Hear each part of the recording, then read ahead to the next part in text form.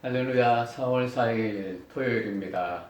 뉴스와 새로운 정부의 홍수 속에 지나갔던 한 주였던 것 같습니다. 그러나 진정한 뉴스, 진정한 좋은 뉴스는 복음 하나밖에 없습니다. 이 하나님의 말씀이 여러분들을 새롭게 하실 줄 믿습니다. 하나님의 말씀 함께 보겠습니다. 생명의 삶 4일 본문입니다. 신명기 4장 32절에서 40절까지 말씀입니다. 32절에서 34절까지 말씀 함께 읽겠습니다. 너희들이 태어나기 전 하나님께서 땅에 사람을 창조하신 날부터 오늘에 이르기까지 지나간 과거에 대해 물어보라. 또 하늘 이 끝에서 저 끝까지 이처럼 놀라운 일이 있었으며 이 같은 일에 대해 들어보았는지 물어보라. 어떤 백성이 너희처럼 불송에서 나오는 하나님의 음성을 듣고도 살아남았느냐? 너희 하나님 여호와께서 이집트에서 너희 눈앞에서 하신 그 모든 일들처럼 시험으로, 표적과 기사로, 전쟁으로, 강한 손과 쭉 뻗친 팔로, 크고 놀라운 일로 애를 쓰며 한 민족을 다른 민족에게서 이끌어낸 그런 신이 어디 있느냐. 여러분, 축구선수 박지성 선수를 너무나 잘 아실 겁니다. 2002년 월드컵에서 맹활약을 하고 그 이후에 영국 프로 축구팀의 맨체스터 유나이티드라는 팀에 가서 아주 좋은 활약을 보였던 선수였습니다. 맨체스터 유나이티드의 그 유명한 감독이 퍼거슨 감독이었습니다. 그 퍼거슨 감독이 언젠가 박지성 선수에 대해서 이렇게 얘기한 적이 있어요. 박지성 선수는 어느 감독이라도 함께 팀을 같이 하고 싶은 그런 선수이다. 언제나 박지성 선수와 같은 선수와 같이 한다는 건 너무나 행복한 꿈이다 라고 얘기했습니다. 그 뒤에다 이런 말을 덧붙였는데요. 박지성 선수의 유일한 단점이 있다. 그 유일한 단점이라면 박지성 선수 자신이 세계 최고의 선수들 중에 한 명이라는 것을 잘 모르고 있다는 거다 라고 얘기한 적이 있어요. 우리는 우리가 얼마나 놀라운 축복을 받았는지 또 얼마나 놀라운 사랑 가운데 있는지 그 살 때가 너무나 많습니다. 하나님께서 우리를 택하시고 우리를 만나시고 우리가 예수 믿게 됐다는 것이 얼마나 놀라운 일인지 모릅니다. 지금 방금 읽은 32절에서 34절까지 말씀이 바로 그런 내용입니다. 이처럼 놀라운 일이 있었으며 이 같은 일에 대해 들어보았는지 물어보라. 어떤 백성이 너희처럼 불 속에서 나오는 하나님의 음성을 듣고도 살아남았느냐? 어떤 신이 한 민족을 다른 민족에게서 이끌어내 그런 신이 어디 있느냐? 너희는 선택받았다라는 것을 강조합니다. 다시 말하면 너희는 특별하다, 특별한 선택을 받았다라는 것을 모세가 이스라엘 백성들에게 얘기해주고 있습니다. 다시 말하면 이런 얘기가 될지도 모르겠어요. 너희는 복받은 사람들이다, 축복받은 사람들이다라는 거예요. 우리는 과거를 돌아보고 조금만 기억해도 너무나 잘 압니다. 우리가 하나님 안에서 얼마나 큰 축복을 받았고 또 하나님을 만난 것 자체가 얼마나 큰 축복인지 우리가 너무나 잘 알 수 있습니다. 근데 모세는 너희들이 특별한 택함을 받았고 다시 말하면 너희가 복받은 민족이다 라고 얘기하면서 이어지는 구절에서 그 복이 무엇인지 구체적으로 설명해 줍니다. 35절 말씀 함께 읽습니다. 그것을 내게 보여주신 것은 여호와만이 하나님이시며 그분 외에 다른 이가 없음을 알게 하기 위해서였다. 그런 놀라운 일들을 보여주시고 또 음성을 듣게 하시고 또 구속해 주신 그 중요한 이유가 여기 있습니다. 첫 번째, 그것을 내게 보여주신 것은 여호와만이 하나님이시며 여호와만이 진정한 하나님이시고 진정한 창조주이시고 진정한 당신들의 인생의 주인이다라는 것을 보여주시기 위함이었어요.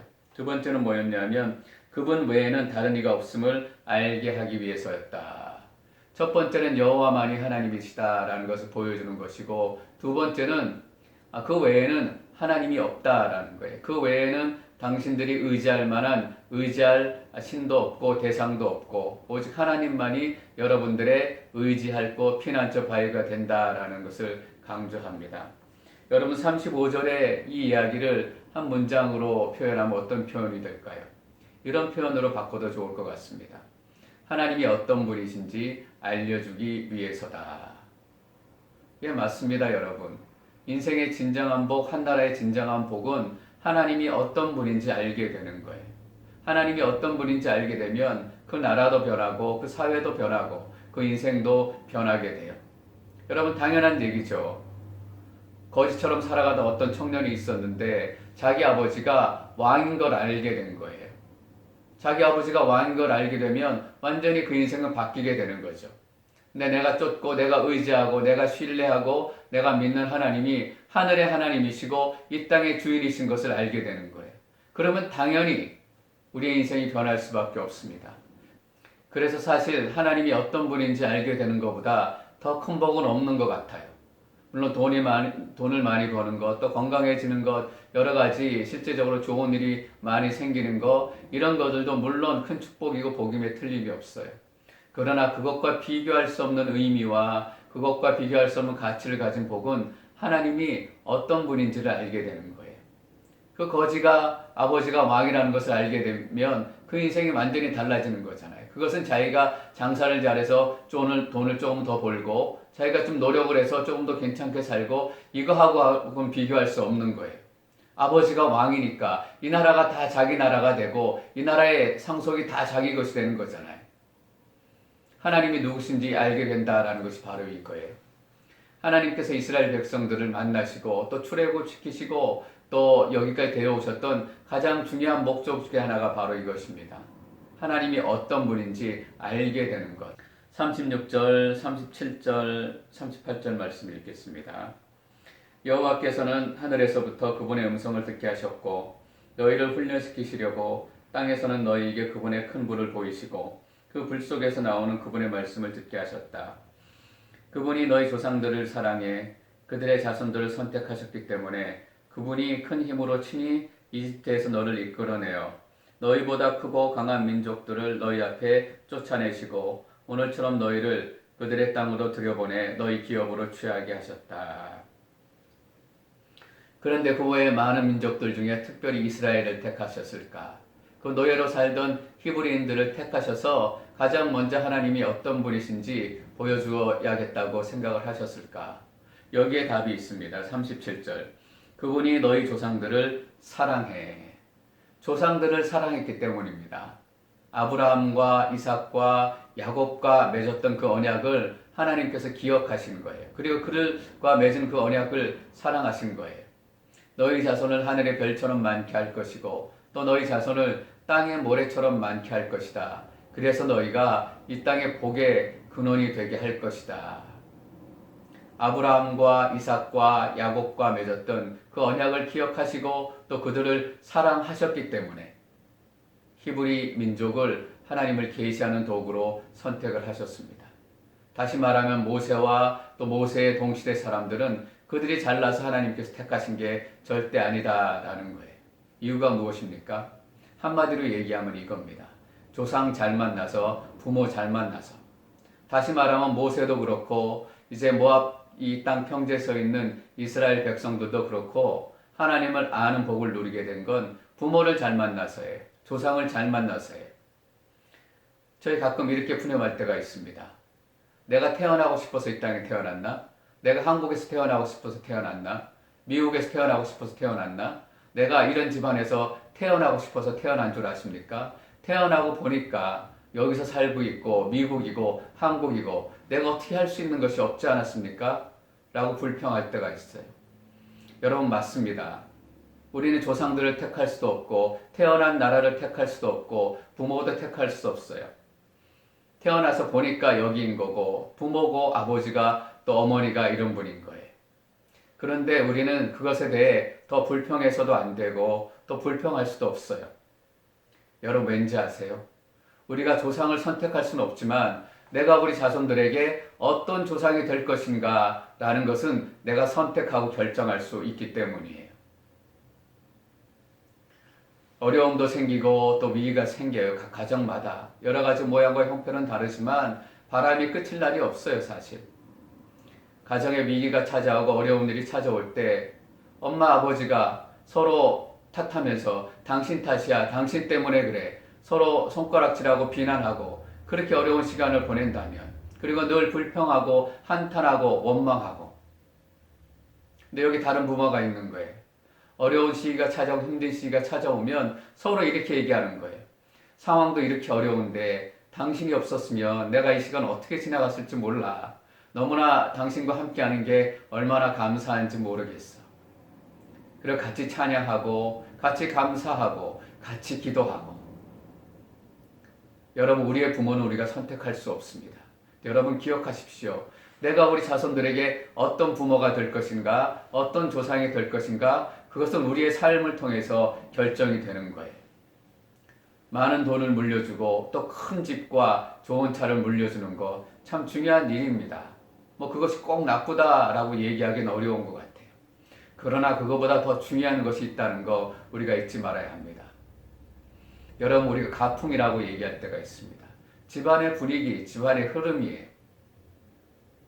우리가 가풍이라고 얘기할 때는 집안에 학자가 얼마나 많나, 공부한 사람들이 얼마나 많았나, 정치인들이 얼마나 많았나, 이런 거 가지고 따져요. 근데 우리 크리스찬이 말하는 가풍은 그런 가풍이 아니에요. 영적인 가풍입니다.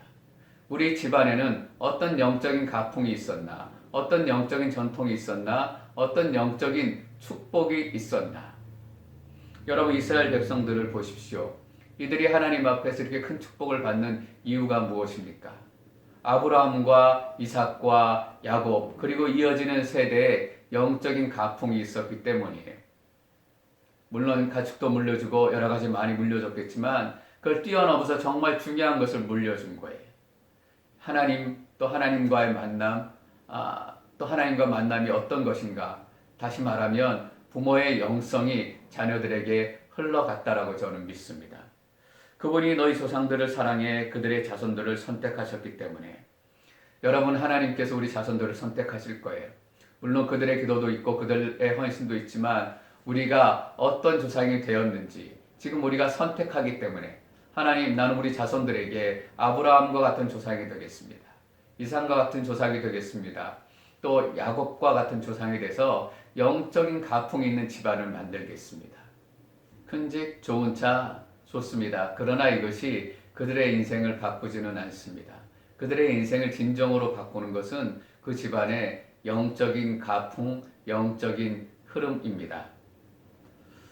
부모에게서 영성이 흘러가고 부모에게서 믿음이 흘러가게 되는 거예요. 여러분은 얼마나 부모 덕 또 조상 덕을 누렸는지 모르겠습니다. 그러나 우리 후손들에 대해서는 우리가 지금 결정할 수 있습니다. 우리 후손들이 부모의 덕을 누리게 하십시다. 그리고 조상 덕을 누리게 하십시다. 여러분이 지금 하시는 결정에 따라서 우리 자손들의 방향이 바꾸어질 것입니다. 39절 말씀 함께 읽겠습니다. 이날 너희는 저 위 하늘과 저 아래 땅에서 여호와께서 하나님이심을 인정하고 마음에 새기도록 하라. 다른 신은 없다. 놀라운 기적을 보여주시고 또 하나님이 어떤 분이신지 계시하여 주신 이 은혜의 하나님께 적절한 반응은 무엇인가? 이스라엘은 어떻게 반응해야 되는가? 이렇게 얘기합니다. 여호와께서 하나님이심을 인정하고 마음에 새겨라. 맞습니다. 그 하나님이심을 인정하는 겁니다. 그리고 우리의 마음에 새기는 거예요. 근데 이어지는 구절에서 인정하고 마음에 새긴다라는 것이 구체적으로 어떻게 하는 것인가? 여러분, 우리도 늘 인정하고 마음에 새기는 것 같아요. 너무나 막연한 것 같죠. 근데 모세가 거기에 대한 해답을 우리에게 줍니다. 40절 말씀 읽겠습니다. 내가 오늘 너희에게 주는 그분의 규례와 명령을 지키라. 그래야 너희가 잘되고 너희 후손이 잘 될 것이며 너희가 너희 하나님 여호와께서 주시는 그 땅에서 영원히 오랫동안 살게 될 것이다. 여러분, 인정하고 마음에 새기는 것이 무엇입니까? 손을 높이 들고 하나님을 찬양하는 것, 간절하게 하나님 앞에 기도하는 것, 물론 그것도 인정하고 마음에 새기는 걸 겁니다. 근데 모세는 그것을 어떻게 얘기하냐면 그분의 규례와 명령을 지켜야 한다. 여러분, 이것입니다. 하나님의 하나님 되심을 인정하고 마음에 새기는 것은 우리가 손을 얼마나 높이 더 드느냐, 우리의 손이 얼마나 더 높아지느냐, 우리의 기도의 소리가 얼마나 더 커지느냐, 이것에 달려있는 것이 아니라 마음에 새기고 하나님이심을 인정한다는 것은 그분의 규례와 명령을 지키는 것이다. 하나님의 하나님 되심을 인정하고 하나님의 그 은혜와 하나님의 말씀을 마음에 새기는 것이 바로 이것이에요. 우리의 삶으로 살아낸다라는 겁니다. 삶으로 살아내지 않는 신앙, 삶으로 살아내지 않는 말씀, 그것은 아무 의미가 없을지도 모르겠어요. 어떤 목사님이 이런 얘기 하셨더라고요, 최근에. 구원의 확신 중요하다. 그러나 구원의 확신으로 여러분들이 구원받았다라고 착각하지 말라. 구원받았다라는 증거는 회개한 삶이다라는 거예요. 여러분, 우리는 우리의 고백에 속습니다. 내가 구원의 확신을 담대하게 얘기하면 내가 구원받은 것 같아요. 근데 내 삶이 전혀 변하지 않았어요. 그래서 뭐냐 하면 구원받지 않았다라는 증거예요.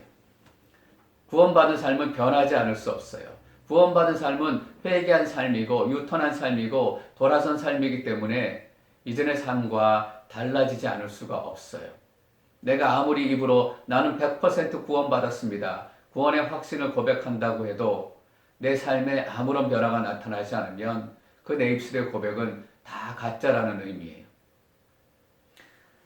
여호와께서 하나님이심을 인정하고 마음에 새기도록 하라. 신명기에서 말하는 마음의 새김, 하나님을 인정하는 것이 바로 이거예요. 구체적으로 당신들의 삶 가운데 하나님 되심을 살아내라. 마음에 새긴 하나님을 여러분 삶으로 드러내라. 그것은 뭐냐 하면 하나님의 말씀을 지키며 살아가는 거예요. 하나님의 말씀에 따라 살아가는 겁니다. 어떨 땐 내가 기분이 좀 괜찮으면 따라 살다가 내 당장의 이익이 손해가 된다라고 하면 잠깐 딴 길로 갔다가 이런 것이 아니라 40절 뭐라고 이어집니까, 여러분? 그래야 너희가 잘되고 너희 후손이 잘될 것이며 너희가 너희 하나님 여호와께서 주시는 그 땅에서 영원히 오랫동안 살게 될 것이다. 그래야 너희가 잘되고 너희 후손이 잘될 것이며. 여러분, 잘 살고 싶으시죠? 모세가 잘 사는 인생의 비결을 여기서 이렇게 얘기하고 있는 겁니다. 오늘 너희에게 주는 그분의 규례와 명령을 지켜야 한다. 우리가 진정으로 잘 사는 비결은 하나님의 말씀대로 사는 겁니다. 너무나 많은 뉴스와 새로운 정보들이 쏟아지고 있습니다. 저는 이럴 때일수록 여러분들이 하나님 말씀 안에 계시기를 축원합니다. 우리가 필요한 정보들이 분명히 있어요. 그러나 필요한 정보들, 거기에 따라서 우리가 어떻게 반응해야 될 것인가, 그것은 하나님의 말씀으로 우리가 해석해야 됩니다. 아무리 좋아 보이는 것도, 아무리 괜찮아 보이는 것도 양심에 찔리는 일이라면, 하나님께서 기뻐하시지 않는 일이라면 여러분, 이것이 위법이냐 아니냐 이것의 문제가 아니에요.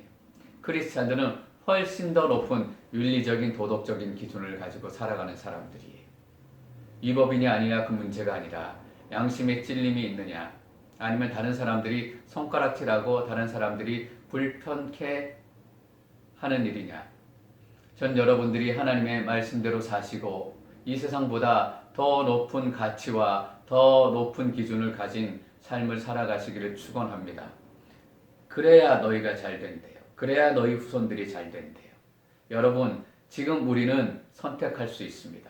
우리의 조상은 우리가 선택하지 못했지만 어떤 조상이 될 것인가, 어떤 부모가 될 것인가, 여러분 이 말씀을 통해서 그 귀한 결단이 일어나는 하루가 되시기를 축원합니다.